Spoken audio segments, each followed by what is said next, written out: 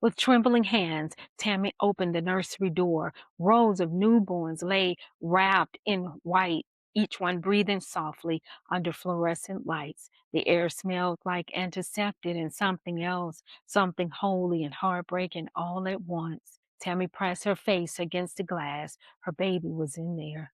She had told herself this was love, this was sacrifice, that giving her child away was the only way to save her. But her body knew better. She was 18, living in low income housing with her mother. Too young, too broke, too scared. Everyone had told her the same thing. Adoption is the best choice. The church said it. The counselor said it. The agency said it. Tammy had been afraid of being a burden, afraid of failing, afraid of staying poor, afraid of not being enough. A memory drifted back to her. 1 year earlier, a woman stood at the church door that morning and said, "All are welcome." Tammy had stepped inside hoping for God. What she found was direction. When she got pregnant after prom, the pastor did not ask what she wanted. He asked who could take her baby. He sent her to Minnesota to meet a smiling couple with the nursery already prepared.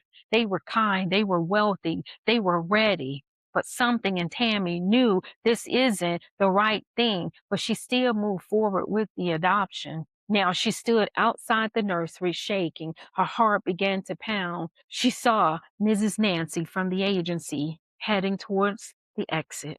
"Mrs. Nancy," Tammy cried, her voice cracking through the hallway. "Please wait." Nancy did not turn around. Tammy ran. Rain exploded against the pavement as she burst through the hospital doors. "Miss Nancy, I changed my mind. I want to keep my baby." The words finally escaped her body, loud and wild and alive. Nancy froze. She had spent 20 years pretending not to hear voices like this because once, long ago, she had been one of them. She had given her own daughter away, buried the grief, built a career on silence. But this young woman's voice cried out. Nancy turned around. Tammy was soaking, shaking, begging. "I don't want to lose her. I'm keeping my baby." Something broke open in Nancy. She reached into her black bag, pulled out the adoption papers underneath the umbrella. They fell into a puddle.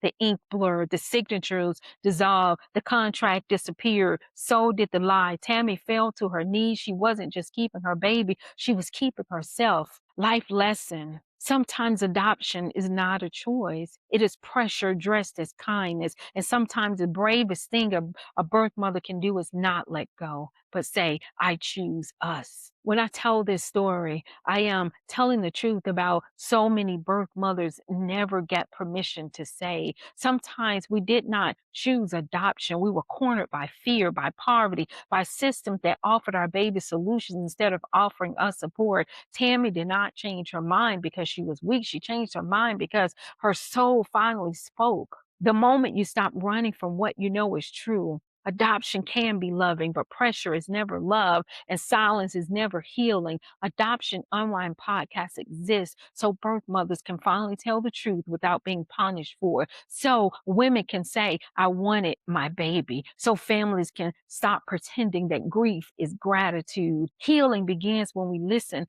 to the part of ourselves that was always whispering. And if this story touched you, it is because your spirit recognized freedom when it hears it.